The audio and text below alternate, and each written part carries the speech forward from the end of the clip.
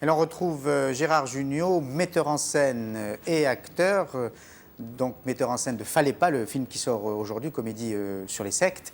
C'est votre 5e film? Comme 6e film. Vous y prenez goût, hein, comme metteur en scène. Vous y prenez goût, là? Non, non, non, c'est un cadreur qui chuchote. Oui, non, je croyais que j'avais fait un truc. Oui, c'est ça. Voilà, il y a un autre truc qui vient de tomber. Qui tombe, mais ce sont des signes comme ça. Je ne sais pas s'ils font exprès pour que ce soit un peu comédie. Je vais me prendre un pavé sur le. Il y a pas un projet qui on fait attention là où les chaises sont bien à leur place. Hein, rien sur Gérard Jugnot tout de même. Oui, tout de même. Alors on revient au. Non, c'est le principe de l'acteur metteur en scène. Vous voyez. Oui. Quand je joue dans mes films, s'il y a un petit problème, j'arrête de jouer. Et je sais que je ne peux jouer les séquences que si tout est réglé. Et si je vais jouer un truc qui ne va pas, ça se déconnecte. Oui. C'est très bizarre. Je ne peux jouer la comédie que quand je sens que techniquement tout va bien. Donc c'est un peu bizarre des fois pour les autres acteurs, mais... Et ils réagissent comment les autres acteurs? Ils acceptent l'ordre, le mot est trop fort, mais la consigne ou le conseil du metteur en scène, quand le metteur en scène entre lui-même dans l'arène, quoi, quand il s'agit de jouer. Oui, c'est un petit peu le principe des capitaines de l'équipe de foot. Ils jouent en même temps que les joueurs et en même temps ils disent tiens, fais ça.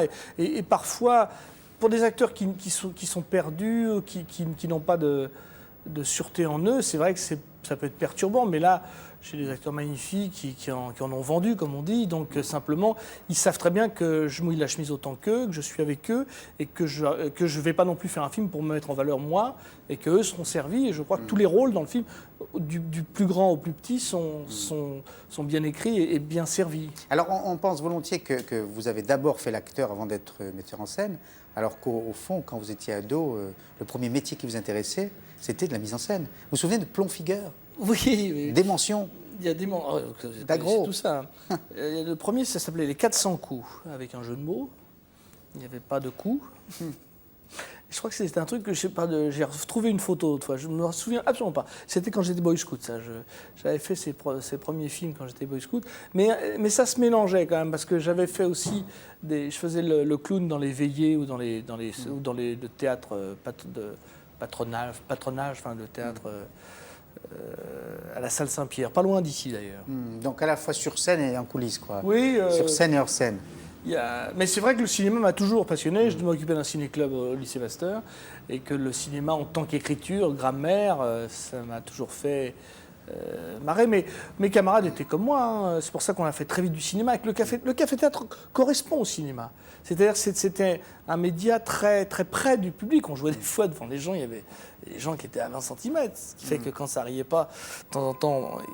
Je me souviens qu'on se vengeait un peu quand ça marchait pas très bien, quand les gens parlaient, comme ils avaient leur coca dans le noir, boing, un coup de pied, et le mec se retrouvait avec son coca, excusez-moi. Et c'était une manière de... On avait un rapport comme ça très, très, très simple, très, très fort avec le spectateur, mais comme les gens étaient très près, on avait forcément un jeu cinématographique, parce que la sincérité est la même. Simplement, suivant que vous filmez très près, comme ça, déformé, avec le triple menton, ou que vous mettez avec une longue focale loin, c'est pas la même chose. Ouais. Donc Thierry Gauthier, tu es prévenu, hein, ne déforme pas l'image. Oh, non, on s'adresse à celui qui est invisible. Déjà déformé. Celui qui est invisible.